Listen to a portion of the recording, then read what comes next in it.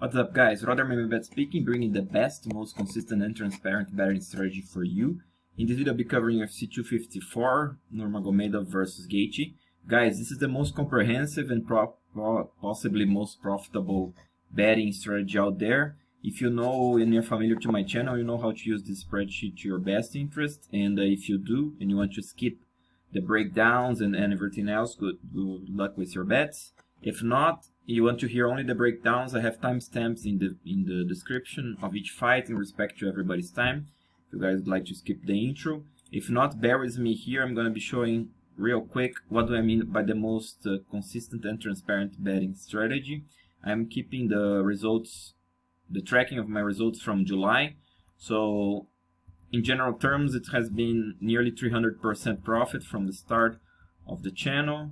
This is in terms of high, medium, and low confidence bets. So I'm up 37.8% of the overall betting money, 11.31 in the medium, and 13.75 in the low confidence levels. Okay, if those numbers don't add up, if it don't make too much sense for you, there's an introductory video where I'm explaining in details. It's gonna be clear. All right, so this is in a chart manner. How I'm doing per month. Okay.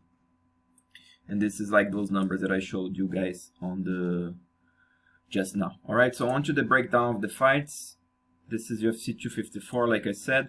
I'll be starting off the main card with Hawes versus Jacob Malkoun. So right off the bat, guys, it's not an easy fight to call here. And the thing is that I haven't seen much footage on Malkoun. It was not available to me, and actually the guy doesn't have that many fights. From what I've seen, Malkoun has a good boxing, you know, quite heavy-handed guy, you know, quite stalky, powerful.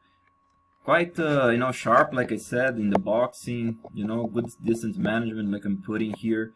He can mix it up with takedowns, but there's nothing impressive there, guys. Neither I'm that impressed with his hand speed or athleticism or something. On the other hand, we have Hawes, which is like a tank, you know, like Paul Felder calls him a transformer. So the guy is that, you know, jacked and big and you know, full of muscles.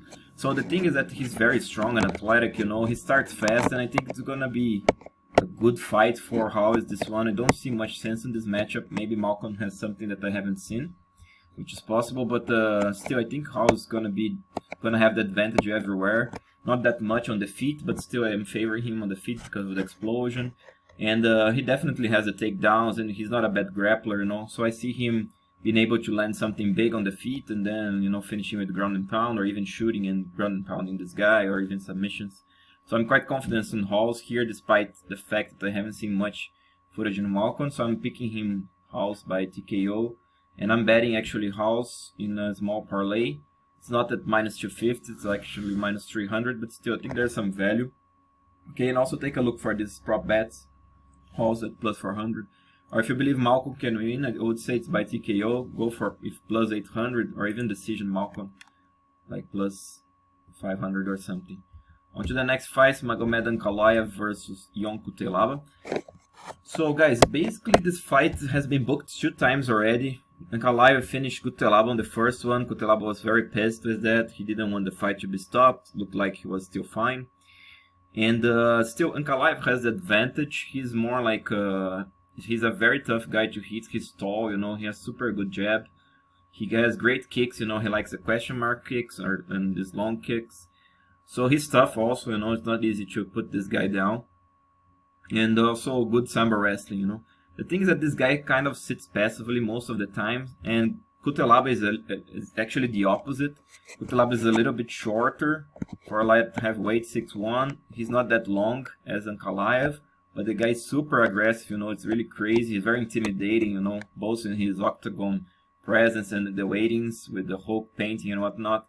The guy, he goes for a break from the start, you know, and I think he's gonna do that. And Ion Cutelaba, in the face of anyone, Ion Cutelaba can always win, you know.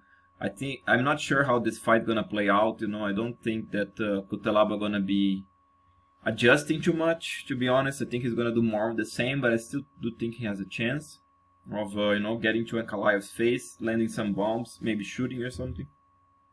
But still, I'm picking Ankalaev by decision, but I think it's worth a bet on Cutelaba at plus 230.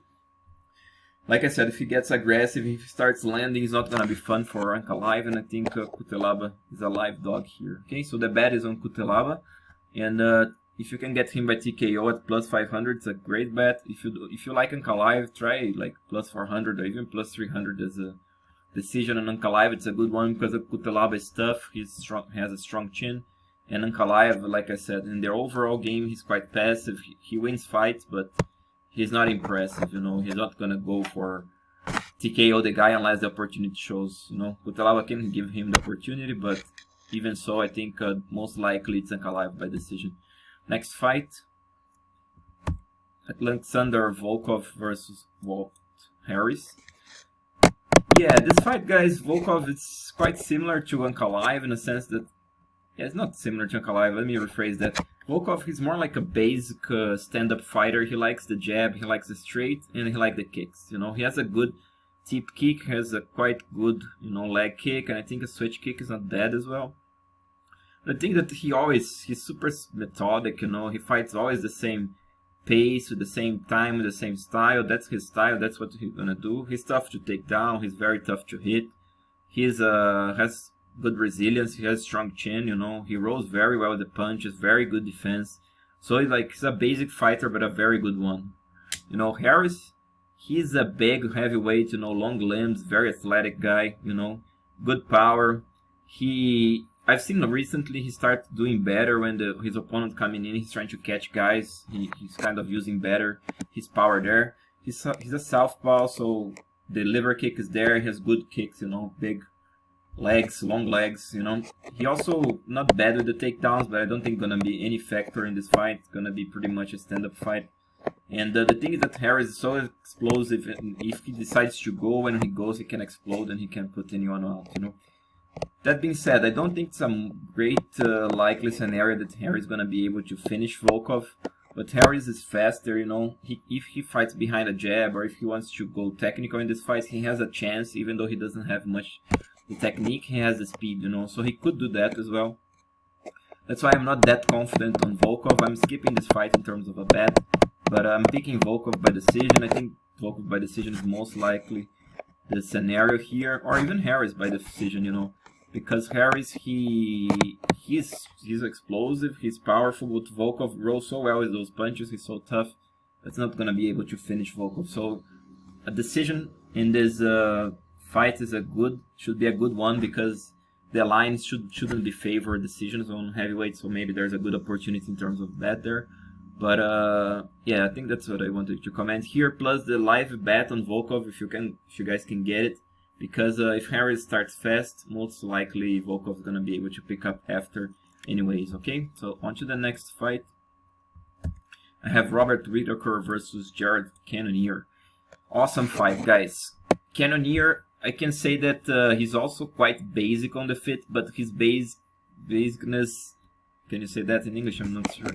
So the basic style of Cannonier is like it's like 1-2, it's a body kick, and it's a leg kick, but this guy has got so much power that it's just ridiculous.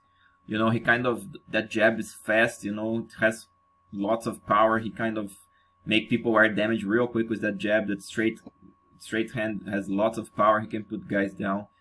Leg kicks are good, you know, he's not the strongest kicker, but he's a good kicker, you know, and he can do damage with that as well. And super strong guy, like I said, you know, he's jacked for the divisions, you know. I can't stress enough how strong he is, and he can defend takedown pretty well now. Used it to be his kryptonite in the past. Now he's doing awesome with the takedown defense. Good training camp, so he could evolve. He's still evolving, even though he's 35 or 36, I don't know, but the guy's still evolving, you know, because he doesn't have that much fights. So we'll see.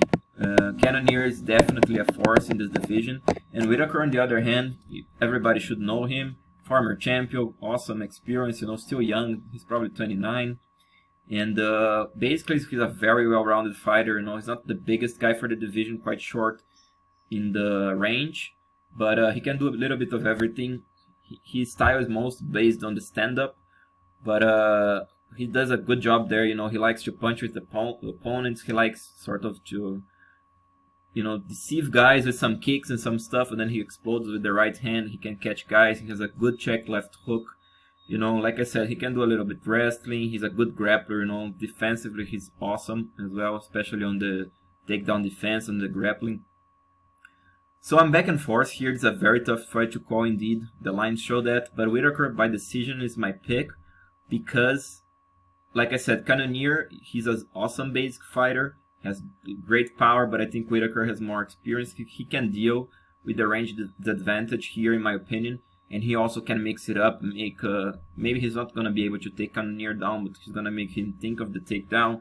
He's gonna mix it up better, eventually catch Cannonier better, you know, because Cannonier, he doesn't have that much volume, you know.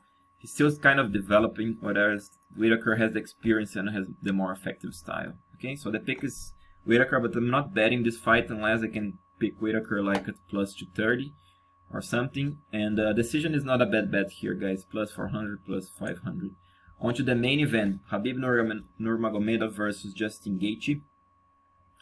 So, guys, I'll be quite straightforward on this one. I see that the chance that Gaethje has is basically if he can stuff the takedowns, you know. That is simple as that, you know. If he cannot, then I don't think he can. He's gonna get dominated. There is no doubt about it, you know. If you guys think that he can get Khabib out of him, it's not, I don't think so. I haven't seen much grappling from Gaethje, and I don't think he's big or strong enough to get Khabib out of him. Now, Khabib has problems standing up. He's quite short in that range, so it's not that easy for him to get inside of guys. But Gaethje doesn't have that long, you know, frame or something. Plus, it's not that much advantage that Gaethje has, you know, to be honest. Leg kicks are nasty, you know. Gaethje can, you know, damage anyone with those leg kicks. He has decent power with the hands. But I think once if he tries a leg kick, he's gonna get taken down. If he goes for the head, I think Khabib can slip one punch or another, you know, brawl a little bit. If he gets caught either way, he's gonna shoot and gonna take him down, you know?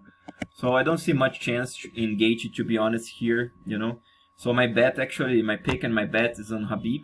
I'm throwing him a parlay with few Hawes that you guys saw just before. Plus, you know, the prelims fight that I'll be also soon be uploading. Okay, so let me wrap this up, guys. There are some fights here on the spreadsheet that I haven't covered because they are prelims, so stay tuned for the videos.